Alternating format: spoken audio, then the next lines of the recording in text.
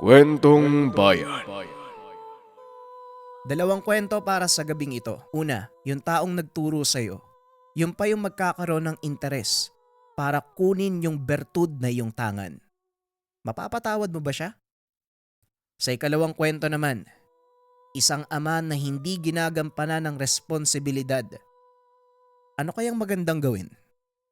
Ako nga pala si JD, ang tagapagpadaloy ng kwento. Suot ko ngayon ang gabay t-shirt at gabay medalyon na merong mutya. Sa lahat ng interesado, visit nyo lang ang FB page ng Likha, nasa comment section ng link. Huwag na nating patagalin pa. Simulan na natin ang kwento.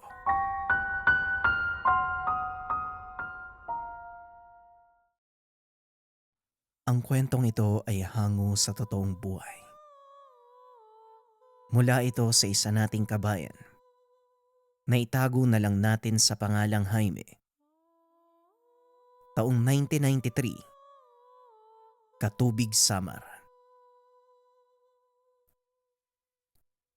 Nang mga panong ito, edad 22 pa lang si Jaime. May asawa na itago na lang natin sa pangalang Marsing at isang anak na babae na si Ruth. Nakatira sila sa isang baryo sa Katubig. Malapit sa malaking ilog ang kanilang bahay. Payak na tahanan, kwadrado at nakaangat ng halos 1 metro mula sa lupa. Ito ay pagdedepensa kung sakaling magkaroon ng baha sa ilog. Isa siyang magsasaka, habang ang kanyang asawa naman, ang pinagkakaabalahan ay pagtitinda. Isang maliit na sari-sari sa kanilang beranda. Hindi lubos maunawaan ni Jaime ang nangyari sa kanya. Madalas masama ang kanyang pakiramdam. Ito ay nangyayari pagsapit ng gabi. Nilalagnat si Jaime. Nanginginig ang katawan tapos nagdidiliryo pa. Tuwing araw naman, bumabalik sa normal na parang walang nangyari. Kaya naman habang tumatagal, nakasanayan niya na ito kahit nag-aalala ang asawa. Isang araw, nagmungkahi si Marsing na ipatingin sa doktor ang kalagayan ni Jaime. Medyo bumabagsak na kasi ang katawan nito at lumalalim na ang mga mata dahil sa hindi maayos ang pagkatulog. Sige, ito na lang isang lupain. Malapit na ako matapos mag-araro. Ang bata, iwan mo na muna sa pinsan mo. Wika ni Jaime. Pagsapit ng hapon kagad nagtungo sa doktor ang mag-asawa. Wala namang kakaiba. Baka dulot lang ng sobrang pagod ayon sa doktor. Kaya pinayuhan si Jaime na magpahinga muna. Naresetahan ng mga bitamina. Sinunod naman ni Jaime ang doktor. Pinalipas muna niya ang 3 araw bago bumalik sa pagtatrabaho. Subalit walang nagbabago sa kanya. Kahit sakto na sa pahinga, tuloy pa rin ang nangyayari tuwing gabi. Bumalik sila sa doktor at doon tinignan si Jaime. Lahat ng resulta maayos naman at walang kakaiba. Walang nagawa ang mag-asawa kung hindi umuwi na lang ng tahanan. Habang patagal ng patagal, mas lumalala ang kalagayan ni Jaime. Naisip niya na hindi doktor ang hinahanap nila kung hindi isang albularyo. Naalala ni Jaime ang isang komadrona na nagpaanak sa kanyang asawa. Nakatira ito sa kabilang bahagi ng ilog. At maliban sa pagiging komadrona, biyasa din itong manggagamot. Ang pangalan ay Manang Ibay. Marsing, bukas siguro puntahan mo ng maaga si Manang Ibay. Parang kakaiba na tong nangyayari sa akin eh. Mungkahi ni Jaime sa asawa. Sige Jaime. Hindi ko na rin kaya na makita kang ganyan eh.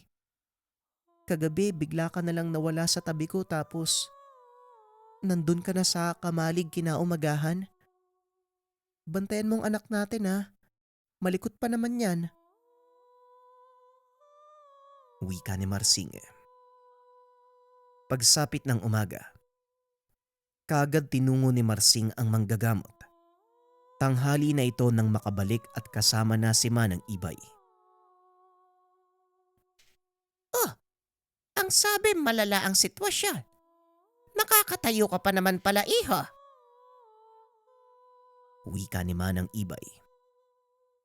Nagtataka ang matanda. Nasa labas ng bahay si Jaime. Nagliligpit ng mga binilad na panggatong. Kayo po pala Manang Ibay. Marsing, luto na yung ulam at may sinaing na rin. Kumain na po muna kayo Manang. Mungkahi ni Jaime. Umiling ang matanda at sinabing tapos na itong kumain. Ano nga ba ang karamdaman mo, iha? Ay parang maayos ka naman. Tanong ni Manang Ibay. Pinaliwanag ni Jaime ang lahat. Tuwing gabi lang siya nakakaranas ng paghihirap, nilalagnat at nagdidiliryo pa. O siya sige, doon tayo sa loob ng bahay niya. Iha, pakikuha mo nga ako ng asin, tapos ilagay mo sa batya na mayroong konting tubig. Mungkahi ni Manang Ibay. Kagad naman itong sinunod ni Marsing. Habang si Jaime naman, pinaupo ng matanda sa kanilang sahig.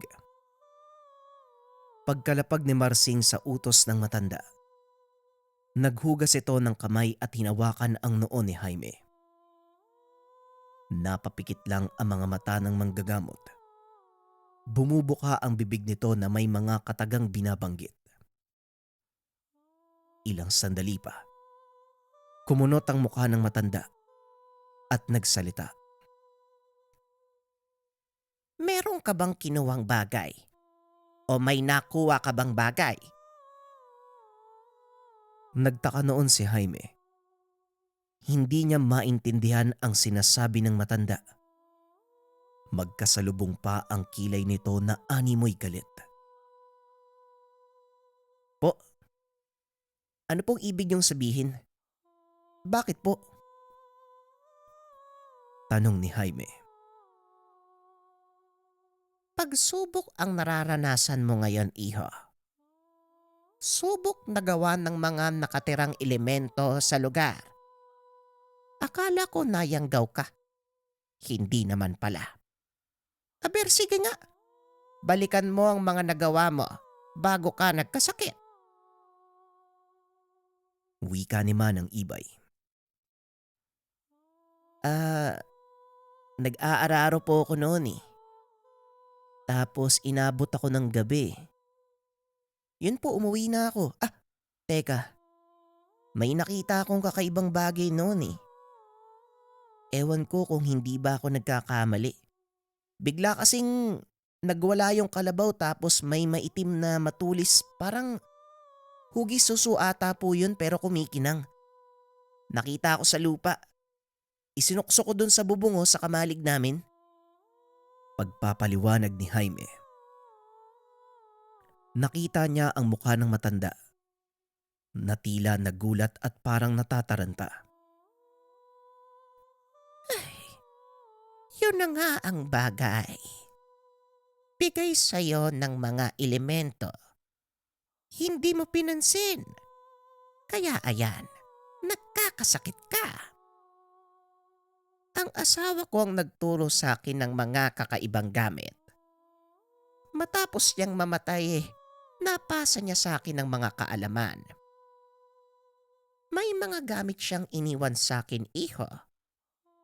O siya, kunin mo ang gamit na yon pero mag-iingat ka. Sa oras na mapasayo ito, siguradong hindi lang lagnatang aabutin mo. Pero kapag nalampasan mo, babalik sa normal ang lahat. Ikaw ang tumuklas ng mangyayari sa'yo, iho. Hindi kasi parehas ang lahat ng pagsubok kapag nagkaroon ka ng bertud. Sa oras na lagnatin ka uli mamayang gabi, kunin mo ang mga gamit. Diba, gabi ka naman sinusumpong. Magiging maganda yan, iho. Marami kang mararanasang kakaiba. Aalis na ako. Mag-iingat ka. Wika ng matanda. Magtatanong pa sana si Jaime, ngunit hindi na ito lumingon pa. Para bang nagmamadali na animoy merong kinakatakutan. Napatingin si Jaime sa isang banda. Halatang nag-iisip ng malalim. Hindi niya alam kung paniniwalaan ba niya ang manggagamot sa mga sandaling ito. Pagsapit ng gabi, muli siyang nakaramdam ng pagbigat sa katawan. Nagsimula na rin itong lagnatin. Tinanong ni Marsing kung ano ang payo ng manggagamot. Wala naman, nabati lang daw ako. Sige na, matulog ka na, kakayanin ko to. Tugon ni Jaime. Hindi niya pinaalam sa asawa ang mga sinabi ng manggagamot. Hating gabi, nang makarinig si Jaime ng mga kaluskos, pansin niyang tila nagwawala ang kanilang kalabaw. Paglingon ni Jaime sa asawa at anak, mahimbing itong natutulog. Kahit mabigat ang pakiramdam, pinilit ni Jaime ang bumangon para suriin sa bintana ang nangyayari sa labas. Maliwanag ang buwan, kaya naaninag niya ang pinagtatalian ng kalabaw. Wala namang kakaiba, maliban sa kaluskos at mga apak sa damo. Ilang sandali pa, may napansin si Jaime na maitim na bagay na animoy nakadapa sa kanilang sakahan. Pinagmasdan niya ito hanggang sa nakita niyang gumagapang na parang gagamba. Patungo ito sa kanilang kamalig doon sa sakahan. Inisip ni Jaime sa mga sandaling ito na baka magnanakaw lamang. Kaya naman bumaba siya ng tahanan at kinuha ang itak na nakasuksok sa gilid ng pintuan. Pinuntahan niya ang kamalig at nang makarating ay wala namang tao. Naupo siya sa papag ng kamalig dahil sa sakit ng kasukasuan. Ilang sandali pa, biglang yumugyog ang kamalig.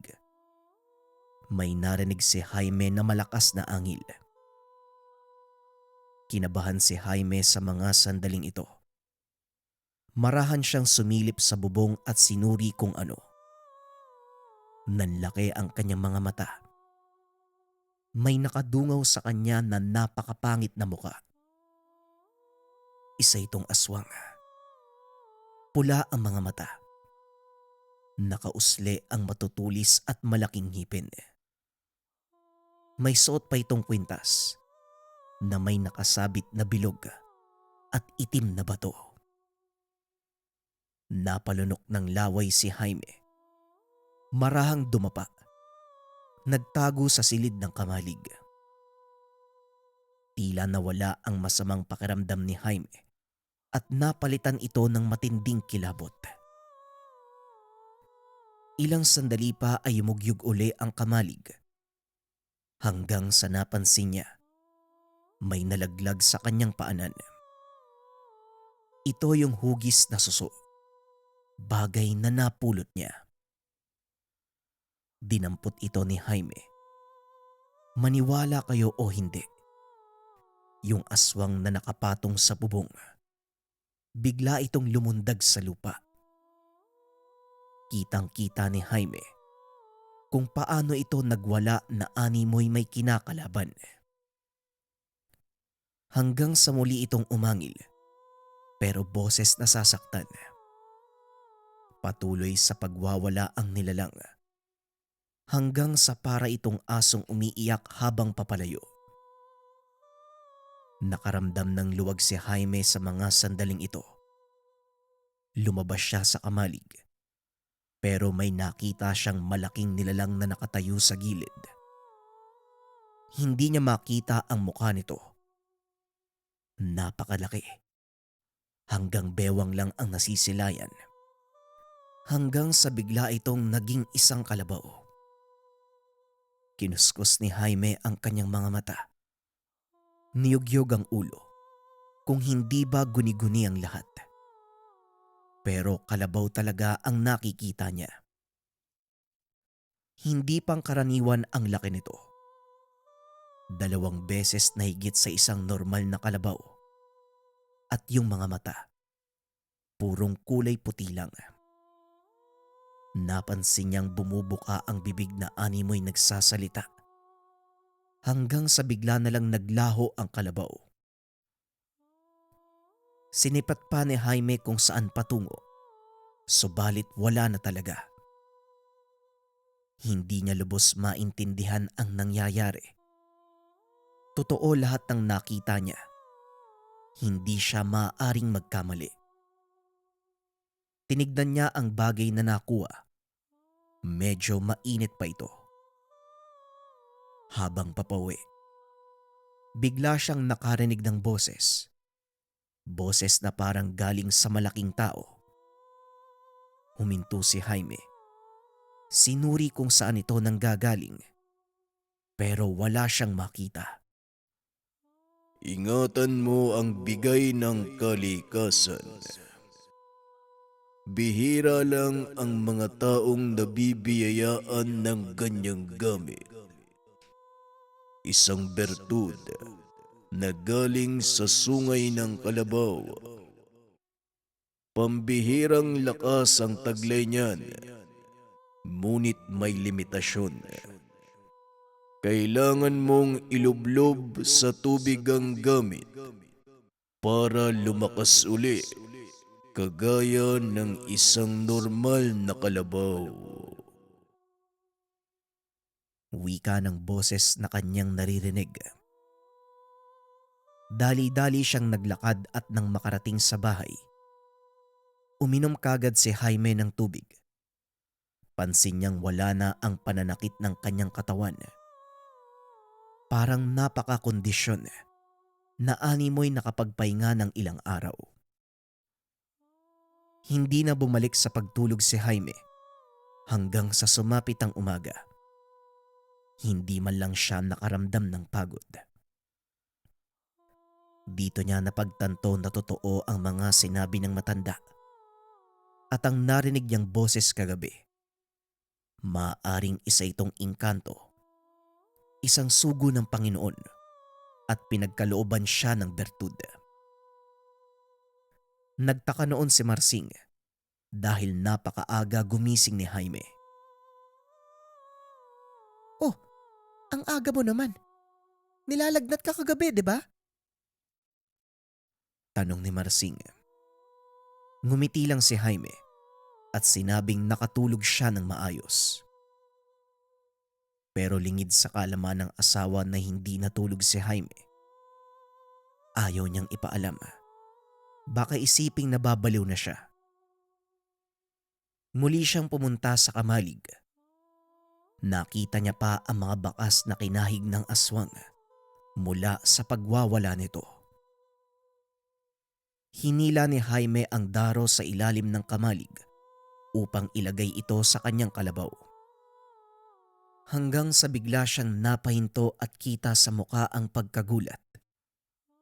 Mabigat ang daro, pero madali niya itong nabuhat na parang 1 kilo lang.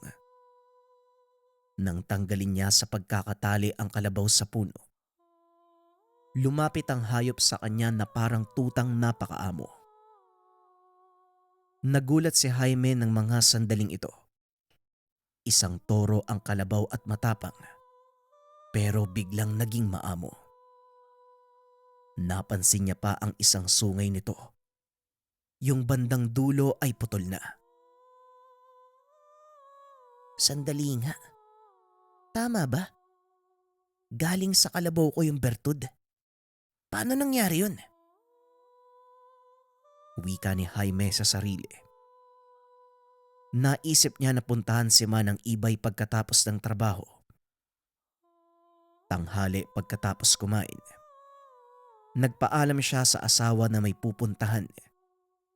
Hindi naman kumibo si Marsing. Tumango lang ito. Kita sa mukha na masaya dahil pansin niyang masigla si Jaime. Pinuntahan ni Jaime si Manang Ibay. Nang makarating sa tahanan ng matanda, pansin niyang sarado ang pintuan at bintana.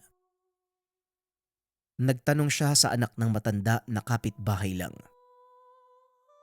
Sinabi naman nito na nasa labas ang kanyang nanay, nagpapahinga. Ganun ba? May itatanong lang sana ako eh. Wika ni Jaime. Nay! Nay! May bisita po kayo, magpapagamot po yata. Wika ng anak ni Manang Ibay. Nagbukas ng bintana at sumilip ang matanda. Oh, nariyan ka pala, iho. Masama kasi ang pakiramdam ko. Kaya nagpahinga muna. Teka sandali, pupuntahan kita. Wika ng matanda. Pagbukas ng pintuan, napansin ni Jaime ang kamay ng matanda na nakabalot ng tela. Napakaraming pasa sa mga binti nito. Naku, ano pong nangyari sa inyo? Tanong ni Jaime. Doon sa sentro. Papawi na ako ng sunggabad ako ng aso eh. Langya, hindi tinali ang mga alaga. Mabuti na lang pasalang ang natamo ko. Ganun po ba? Totoo po yung sinabi niyo kahapon. Nasa akin na po yung bagay. Itatanong ko lang po sana. Nakakapagtaka po kasi. Galing pala sa kalabaw yung gamit. Pero bakit may narinig akong boses? Ang sabi bigay daw ng kalikasan. Isang malakas sa bertud daw po. Tanong ni Jaime. Akala ko naman kung ano na ang sadya mo. Ganun talaga kapag nakakuha ka ng bertud. Kalabaw mo lang ang ginamit na kasangkapan. Pero ang totoo, galing sa mga elemento ang bagay na nakuha mo. Baka isipin mong elemento ang kalabaw ha? Hindi iho. Kung saan mo nakuha ang gamit, magiging katumbas nito kung ano ang katangian ng pinanggalingan. Nakuha mo ba ang ibig kong sabihin? Mapalad ka at hindi nakuha ng iba ang gamit. Pinabayaan mo pa naman sa kamalig niyo. Malakas ang bertud ng sungay ng kalabaw. Madalas nakikita mo, ngipin di umano ng kalabaw ang suot na tao. Peke naman. Ang paniniwala na ang bertud ng ngipin ng kalabaw ay malakas umano. Mali. Ang totoo, ang bertud galing sa sungay ng kalabaw. Yan ang malakas. Yan ang sandata ng mga kalabaw. Diyan sila kumukuha ng lakas. Pagpapaliwanag ng matanda. Napakunot ang mukha ni Jaime. Tumingin sa isang banda. Halatang malalim ang iniisip. Ilang sandali pa nagpaalam si Jaime na aalis na ito. Ngumiti naman ng matanda. Hanggang sa biglang kumabog ang dibdib ni Jaime. Nakita niya ang suot na kwintas ni Manang Ibay.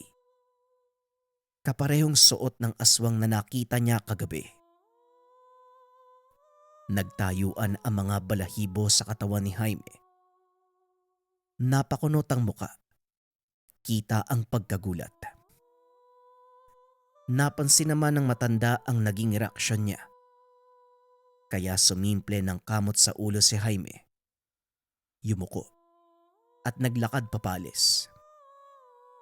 Habang papalayo, sumasaglit pa siya ng tingin sa matanda. Iba ang titig nito sa kanya. Iba na ang hinala ni Jaime sa mga sandaling iyon. Sa isip niya si Manang Ibay. Ito malamang ang aswang na nakita niya sa kamalig. Marahil gusto nitong kunin ang bertud ng sungay. Pero kung aswang man yung matanda na yun, bakit nagagawa nitong humawak sa tubig na may asin? Tanong ni Jaime sa sarili. Ilang araw ang nakalipas. Hindi na binalikan pa si Jaime ng lagnat. Pero palagi siyang nakakaramdam na may umaaligid sa kanilang tahanan tuwing gabi. Kapag sinisilip niya, wala namang nakikita na kung ano. Isang araw, bumisita sa tahanan nila ang isang kaibigan ni Jaime. Itago na lang natin sa pangalang Samuel. Ang taong ito ay may bertud din.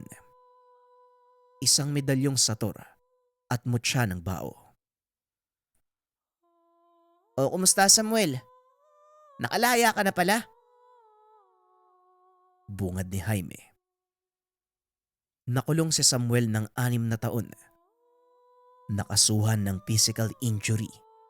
Nang minsang nakipag-away sa kaalitan, nagulpi niya ang tao. Sa mga sandaling ito umaga at kasalukuyang nasasakahan si Jaime, nagtatanim ng mga binhi ng gulay. Eto, maayos at nakalabas na. Nasayang yung 6 na taon ko. Nga pala, iba yung nararamdaman ko sa'yo ah.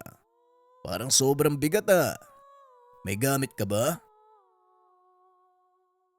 Wika ni Samuel. Napakunot naman ang mukha ni Jaime. Alam ng kaibigan ang kanyang dala. Pero sinabi niya ang totoo. Pinaliwanag niya kung anong klase at ang mga naranasan bago makuha ang gamit. Samuel, gabi-gabi may umaaligid sa bahay. Hindi ko naman makita kung ano. Iniisip ko baka ito yung nagbigay sa akin ng gamit. Wika ni Jaime. Ganun ba? Teka, baka hindi. Kasi hindi naman nagpaparamdam ang nagbibigay ng mga kakaibang bagay. Pero natural ang pagsubok sa mga elemento at ibang tao, lalo na kapag nalaman nilang may gamit ka. Kakambal na dyan ang kakaibang karanasan kapag talagang mabisa ang nakuha mo. Ngayon pa lang ako nakarinig ng bertud mula sa sungay ng kalabaw eh. Talaga bang malakas yung pangangatawan mo? Pwede ba kitang masubok? Wika ni Samuel. Ha? Paano naman? Pasensya na. Wala akong alam sa mga subok na yan eh. Tugon ni Jaime. Halika, palitan tayo ng suntok. Ikaw ang mauna sa dibdib lang ha. Huwag kang mag-alala, wala to. Natural lang sa akin ang subukan ng gamit. Minsan nga iniitak ako eh. Banat ni Samuel nang mapansing tila nag-aalinlangan si Jaime. Sige, suntukin mo ako sa dibdib. Yung buong puwersa mo ha. Para matimbang ko kung gaano kalakas yung gamit kasabay ng pagsuntok mo. Ayaw mang gawin ni Jaime. Napilitan siya. Hinamon siya ng kaibigan. Huminga ng malalim si Samuel. Paghudyat ng tango. Buong lakas sa binigyan ng suntok si Jaime patungo sa dibdib ng kaibigan. Tunog sinibak na kahoy ang pagkatama. Nayanig ang buong katawan. Napaatras at biglang lumuhod. Nagsuka. Mabilis namang inalalayan ni Jaime ang kaibigan. Tinanong kung ayos lang ba ito habang naglalakad patungo sa kamalig. O ayan, dito ka na lang muna. Pambihira. Ngayon pa lang ako nakasubok ng ganito kalakas sa gamit ah. Parang katumbas ng 3 maso yung bigat. Mabuti na lang hindi ko tinodo. Wika ni Jaime. Napangiti naman ang kaibigan. Napatunayan niya ang lakas ng bertud. Matapos noon nag-inuman ang dalawa ng tuba. Doon lang sila sa kamalig tumagay. Umuwi ang kaibigan ng gabi. Lasing na ito. Hinatid ni Jaime si Samuel hanggang sa kalsada. Pagkauwi ni Jaime, sumusuray na ito. Maliit ang daanan. Ang gilid ay lampas tao na mga talahib. Napahinto si Jaime sa isang puno ng nyug. Napansin niya kasing may sumulpot bigla sa unahan. Yung bang napakabilis na tumawid ng daan at bigla na lamang nawawala. Alam ni Jaime na merong kakaiba sa paligid. Dala na rin ang nakainom. Naging malakas ang loob nito. Hinamon kung sino ang nasa paligid. Gabi-gabi na lang nagpaparamdam. Hanggang paramdam lang naman. Ano bang sadya mo? Bakit hindi mo subukang lumapit? Wika ni Jaime. Subalit wala namang nagpakita sa kanya. Nagpatuloy sa paglalakad nang biglang may humarang sa kanyang daanan. Nanlaki ang kanyang mga mata. Ito yung aswang na nakita niya doon sa kamalig. Nakita niya din ang suot na kwintas nito. Nakagaya ng kwintas ni Manang Ibay. Nagkatitigan silang dalawa. Humahangos ang nilalang. Nanlilisik ang mga mata. Ilang sandali pa. Sinunggaban si Jaime. Natumba siya sa lupa. Umatras habang nakaupo. Patungo sa isang puno ng nyog. Ibigay mo sa akin ang nakuha mo. Kung hindi, papatayin kita. Wika ng aswang. Kumapit si Jaime sa puno. Marahang inangat ang katawan.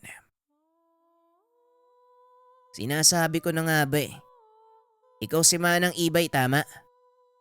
Gusto mong kunin ang gamit ko. Pero may humadlang sa'yo. Hindi kumibo ang nilalang. Lumapit ito kay Jaime. Sinakal siya. Pero hinawakan ni Jaime ang kamay ng aswang. Hinila niya ito. Inuntog ang ulo sa puno ng nyug. Umangil ng malakas ang aswang. Nagpasuray-suray ito habang sapu ang noo. Hindi na inantay pa ni Jaime kung ano ang susunod na gagawin ng nilalang. Kagad niya itong binigyan ng isang malakas sa suntok. Tinamaan ito sa panga, dahilan para matumba sa lupa. Tatapakan niya sana ang leeg. Ngunit inangat ng nilalang ang kamay at biglang nagsalita. Huwag! Ako to si Manang Ibay mo. Pasensya na kung hindi ko mapigilan ang sarili kong kunin ang gamit. Normal ito sa amin. Normal to sa aming lahi. Pinoprotektahan ko lang ang sarili ko, Jaime. Patawarin mo ko. Pagpapaliwanag ng aswang. Nakaramdam ng awa si Jaime. Napasandal siya sa puno. Naisip na tama ang sinabi ng matanda. Pinatawad niya si Manang Ibay. Mabait na tao naman ito at walang nabalitang ginambala maliban sa kanya. Naitanong niya kung bakit hindi tinatabla ng asin ng matanda. Ito ang pangunahing pangontra sa aswang. Ang sagot niya, isa siyang manggagamot, kaya alam niya ang pandepensa. Magmula ng araw na yun, naging magkatuwang ang dalawa.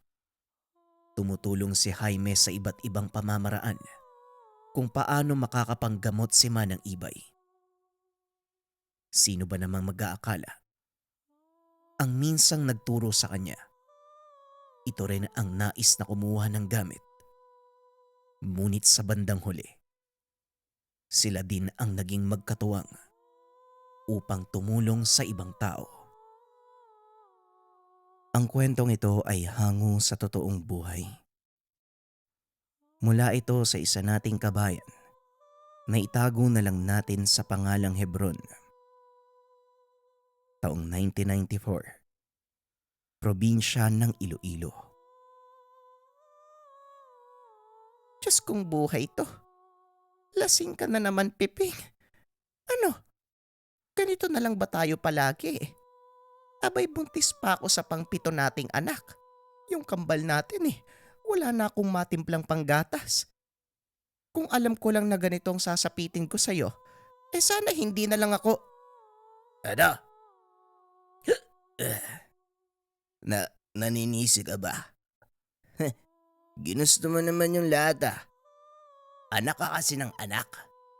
Ang sabi ko sa'yo, uminom ka ng nilagang ugat ng makaya nang hindi matablan para di ka mabuntis. Tapos gayon ako yung sisisiin mo. Nasaan ang matino mong anak, ha? Wala dito. Nga pala, may 5 ka ba? Kailangan kong pang-alak Kung wala, huwag ka magdrama. Tugon ni Tatay Piping.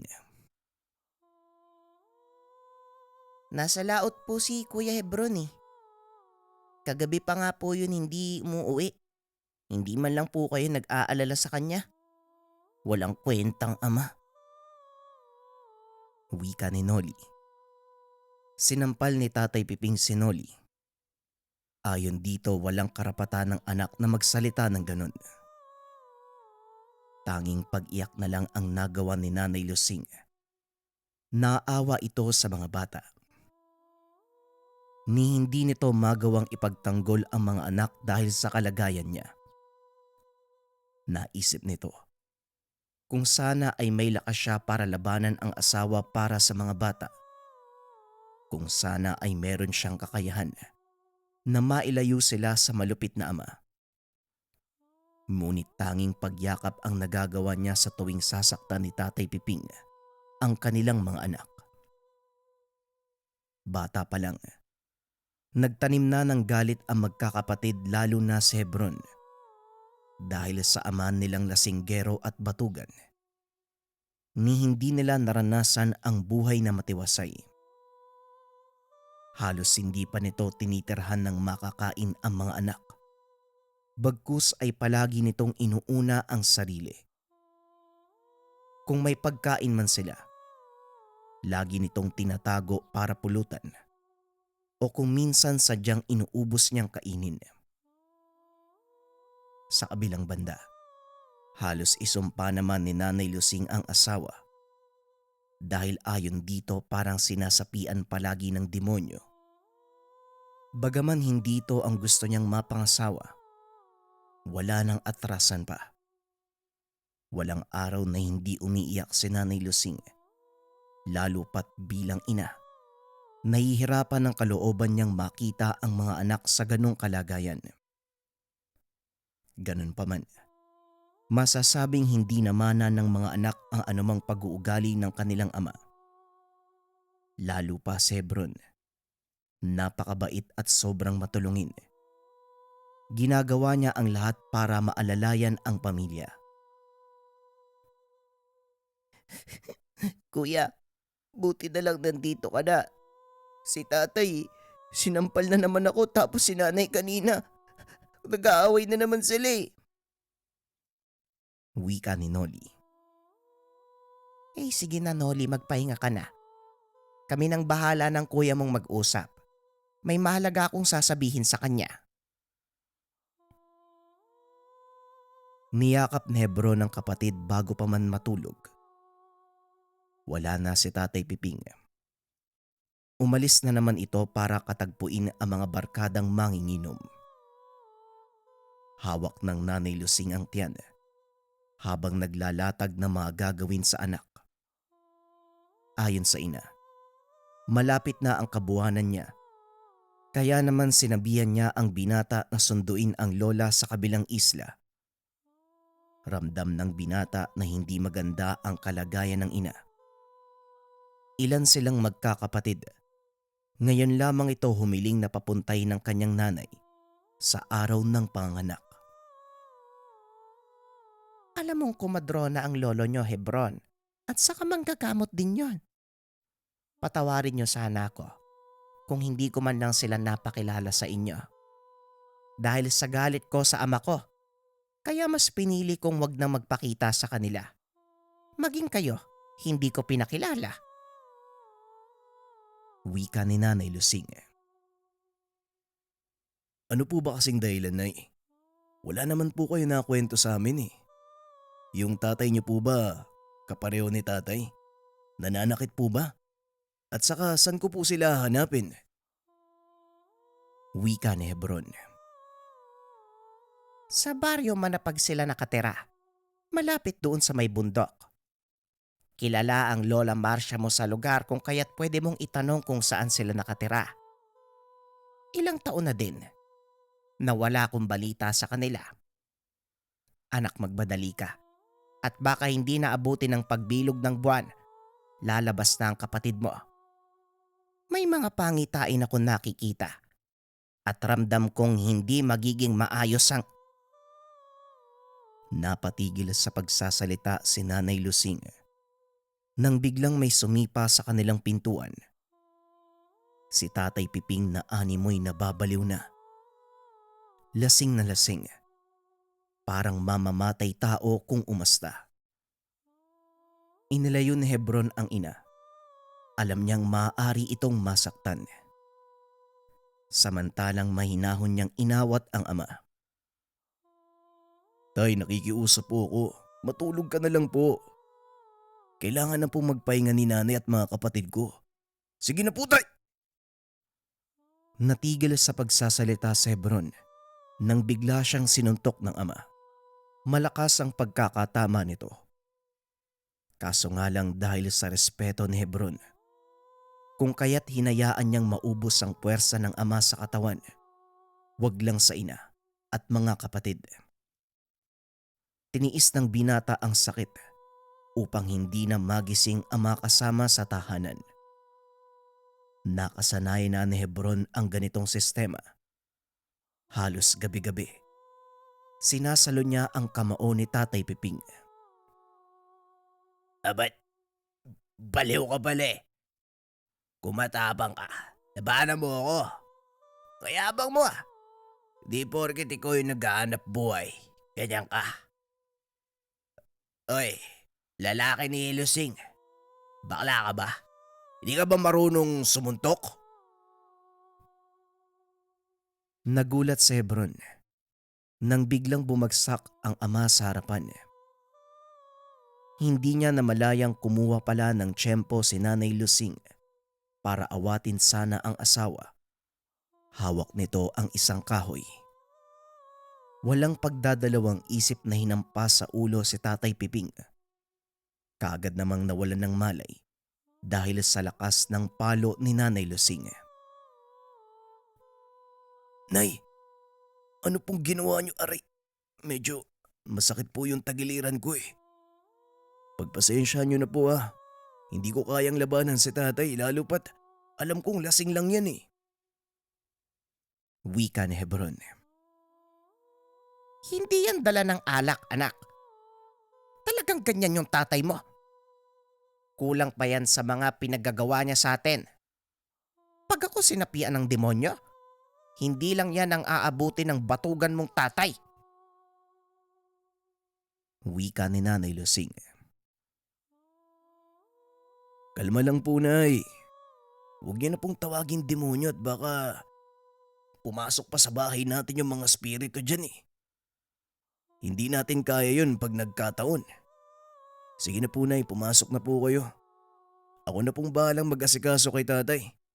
Kawawa naman kung iiwan lang natin yan dyan sa sahig eh. Wika ni Hebron. Hayaan mo siya dyan, anak. Tama lang yan sa kanya. Halika at may ipapakita ako sa'yo. Gusto ko sanang bukas na bukas din lumayag ka na. Mas mapapadali kung maglalakbay ka gamit ang bangka. Isuot mo tong kwintas ko. Bigay ito ng Lola Marcia mo. Sa oras na makita niyang suot-suot mo ito, sigurado akong makikilala ka niya. Wika ni Nanay Lusing. Paano naman po kayo? Sa ganitong kalagayan, kung maaari sana, itali na muna natin tong… Makinig ka. Wala na tayong oras. Sikapin mo anak na makabalik ka agad at ako nang bahala sa tatay mo.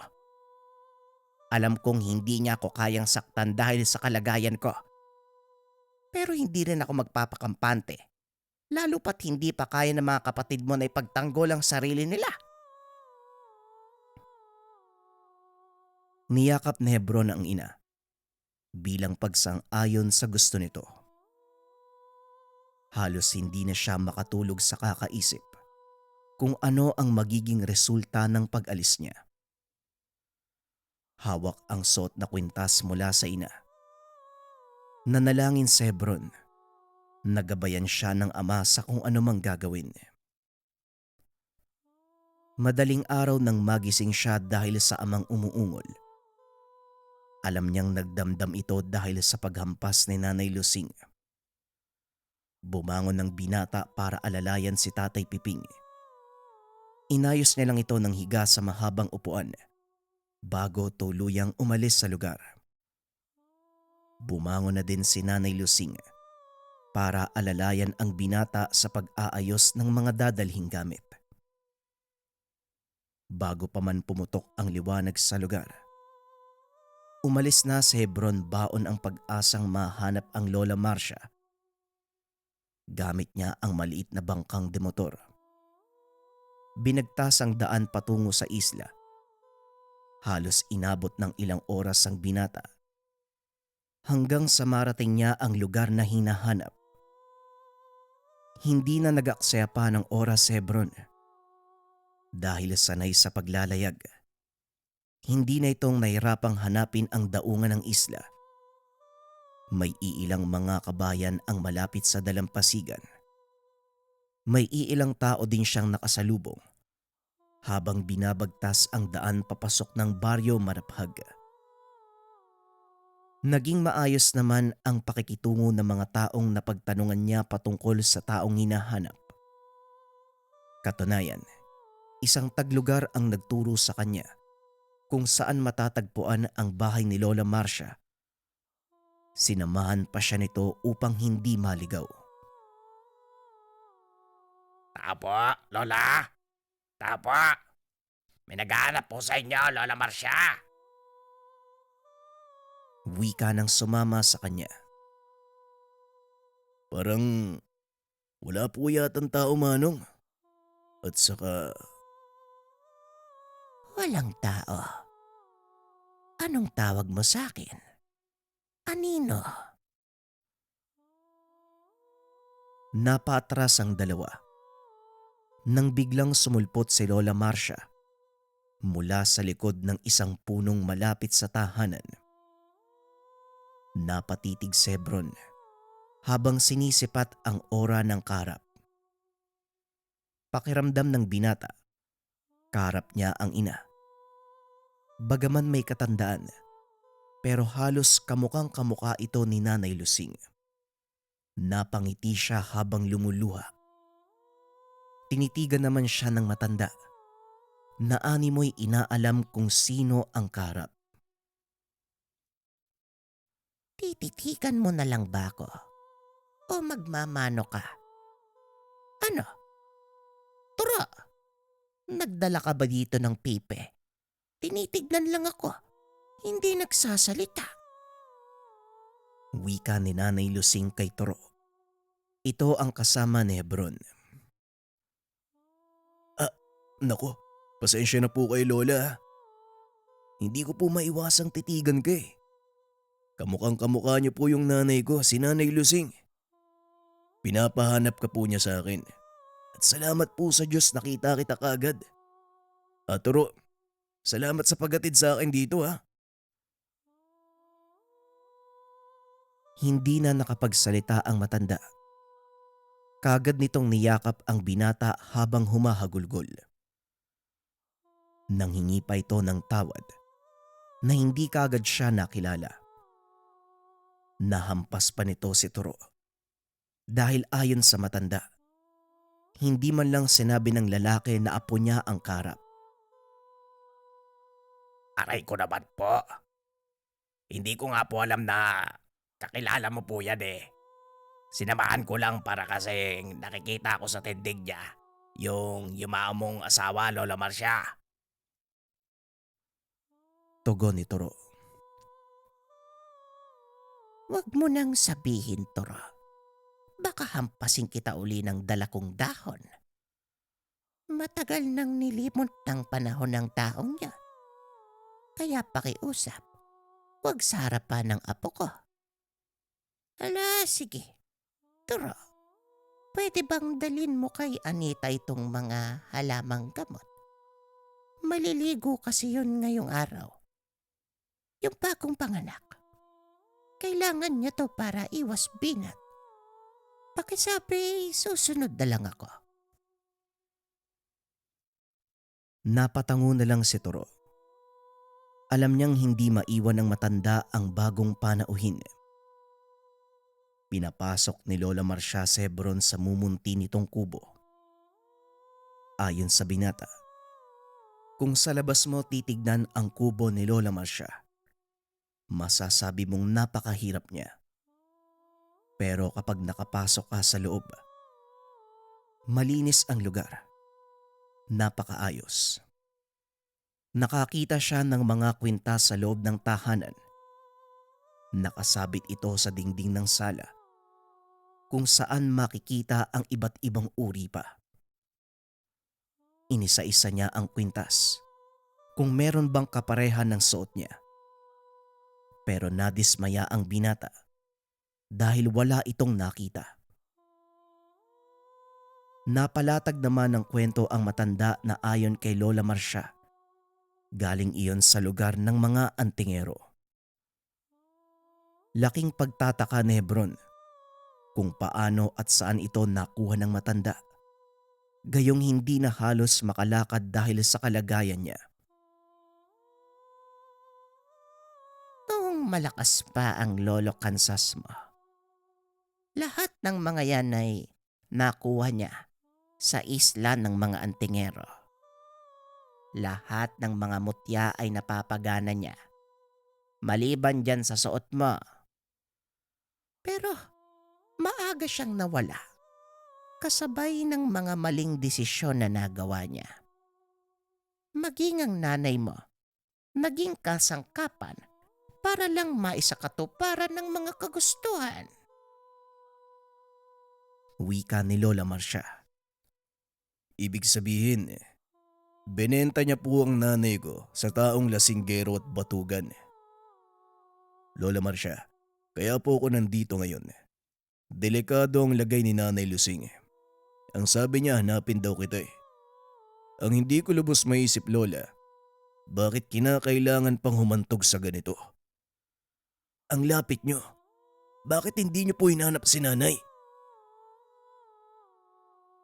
Napalingon sila nang biglang napasagot ang kambal ni Nanay Lusing, si Tio Lucio. Napayak ang matanda nang biglang maglatag ng istorya ang anak na animoy nagkaroon ng kapansanan. Hindi ito makapagsalita ng tuwid.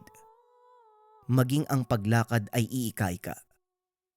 Mas lalong naguluhan si Hebron nang makita niya ang kaparehong kwintas na suot din ng tiyuhin.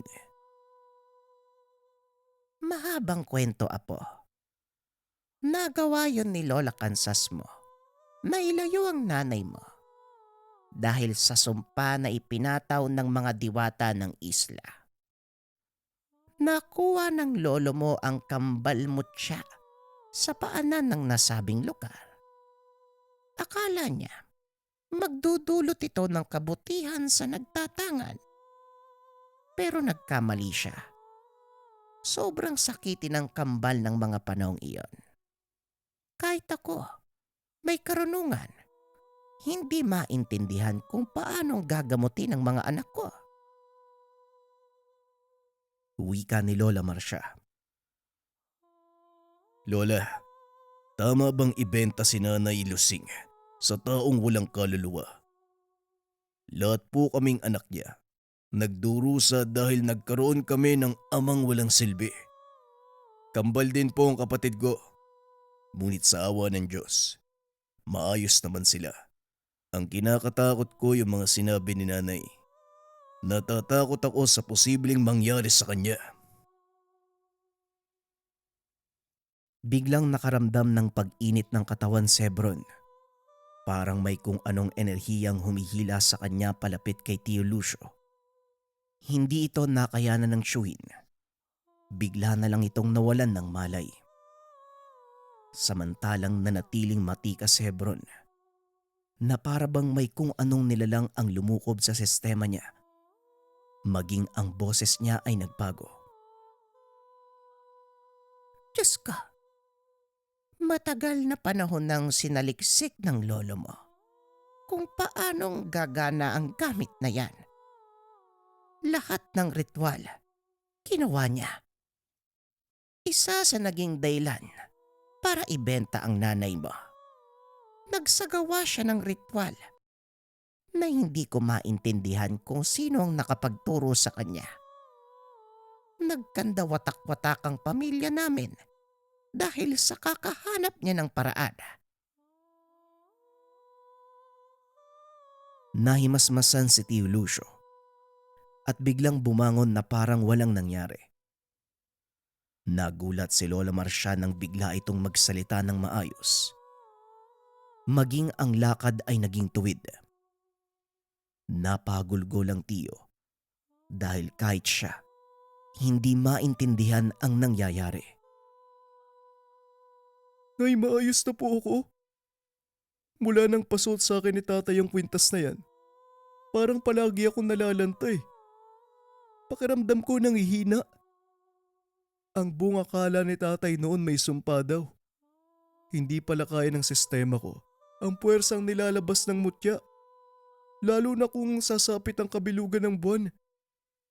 Mali si tatay na eh. Maling-mali po siya. Wika ni Tio Lucio. Ang mutyang ito ay galing sa bantay ng kabundukan. Ang uway ni Ulang Toyang. Hindi ito pwedeng hatiin o gamitin ng mga nilalang na hindi pinili ng mutya. Anumang maling paggamit ng mutyang ito, may kaakibat na sumpa sa nagtatangan. Niyakap ni Lola Marcia si Hebron dahil sa apo kung bakit nagkaroon ng linaw ang mga pinagagawa ng asawa. Si Hebron din ang maglalatag at magbabalik ng nasirang reputasyon dahil sa maling pagkaunawa sa mga tangan. Nasabi ni Lola Marcia na matapos sa mga ginagawa ng asawa, naging kalbaryo na ang buhay nila. Maraming mga taong nagalit dahil maging ang ginagawang ritual ng lolo nagdudulot ng pinsala sa mga nakapaligid sa kanila. Napagkamalan silang mangkukulam. Naibenta ni Lolo Kansas si Nanay Lusing dahil ito lang ang paraan upang mailayo siya sa sumpa. Kailangan ko na pong umuwi. Ang nanay at mga kapatid ko, delikado sa kamay ng demonyo naming ama. Lola, halina po kayo. Wika ni Hebron. Sige na po, Nay, ako na pong bahala dito. Ayusin niya po ang dapat ayusin. Itama niyo po lahat ng pagkakamali. Salamat, Hebron, ha. Hulog ka sa amin ng langit. Nag-ayos na si Lola Marcia ng mga dadalhin. Nagbitbit ito ng konting kagamitan, partikular sa pagpapaanak. Sumakay sila muli sa bangka. Hindi naging madali ang paglalayag ng dalawa. Animoy sinusubok sila ng langit. Bumagsak ang malakas na ulan. Kahit pa wala namang ulap. Nakakapagtaka. Parang sa bangkalang nila bumubuhos. Ganun pa man, subok at malawak ang karanasan ng binata. Ni hindi man lang natitinag sa nangyayari. Habang si Lola Marcia, nanginig dahil sa pinaghalong kaba at lamig na nagmumula sa ulan. Ilang oras sinuong ng dalawa ang hindi maipaliwanag na pangyayari. Ganun pa man, nanatiling kalmado si Hebron. Ang tanging nais ay makarating sa ligtas na lugar. Napangiti pa ito nang marating nila ang daungan. Nagmadali na ang binata. Halos buhatin niya pa ang lola para mabilis na makapaglakad. Apo, malayo pa ba tayo? Abay, hindi ko na kaya. Sa edad kong to, hindi ko na kaya maglakad ng malayo. Malapit na po tayo, Lola. Pasensya na po kayo pero kailangan nating bilisan. Walang nagawa ang matanda kung hindi sundin ng apo. Minuto lang ang lumipas nang marating nila ang bakuran ng tahanan. Sa labas pa lang, narinig nila ang pag-iyak ng mga kapatid. Napatakbo ng mabilis ang binata. Binuksan ang pintuan. Ramdam niya ang tensyon sa loob dahil sa pagsigaw ng mga kapatid. Nanlaki naman ang mata ng ama nang makita siyang papasok. Nagulat si Hebron. Nakita niyang nakatali ang nanay. Naliligo sa sariling dugo. Demonyo ka! Anong ginawa mo sa nanay ko? Nay! Nay! Nasaan ang mga kapatid ko? Ilabas mo yung mga kapatid ko! Parang may sapi si Tatay Piping. May hawak itong itak. Nanlilisik ang mga mata. Habang kinakalaga ng binata si Nanay Lusing. Panay naman ang sambit niya ng panalangin. Umiiyak ito habang inaayos ang ina. Maging si Lola Marcia. Humagulgol na din. Susugod sana ang tatay sa kanya. Hinampas ito ni Hebron ng kahoy. Sa lakas ng pagkakampas, hindi man lang natinag ang karap. Animoy sinasaniban talaga ng demonyo. Tumigil ka na, tay. Huwag mo akong bigyan ng dahilan para patayin ka. Alam kong naririnig at naiintindihan mo ko. Wika ni Hebron. Sino ka ba sa akala mo? Lumaki lang ang katawan mo pero anak lang kita. Kayang-kaya din kitang patayin. Kapag hindi ka pa tumigil, tay, hindi ako magdadalawang isip na patayin ka. Napatawa ng malakas si Tatay Piping.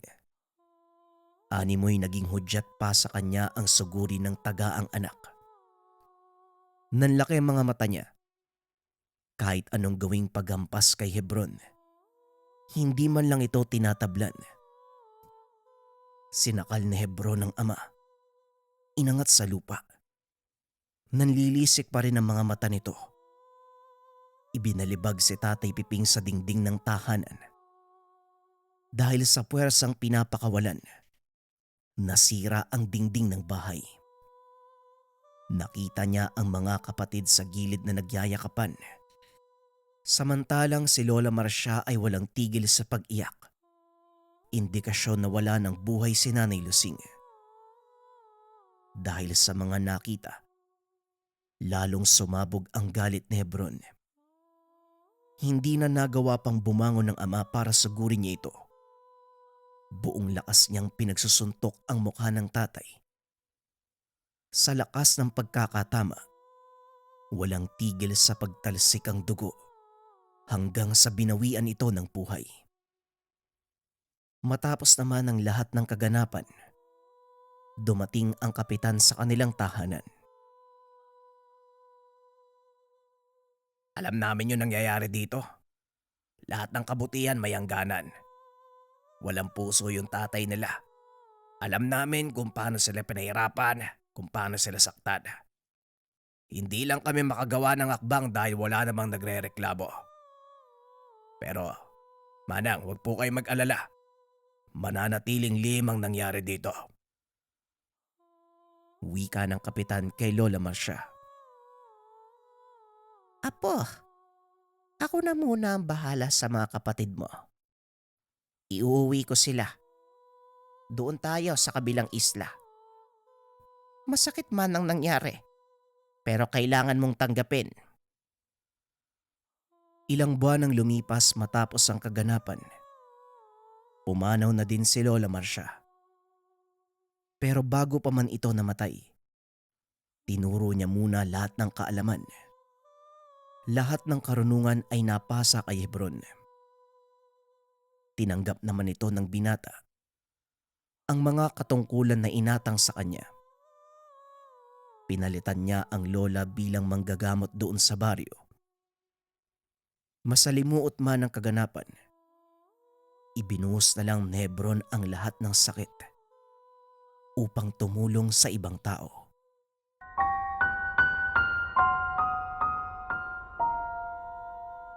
Kwentong Bayan.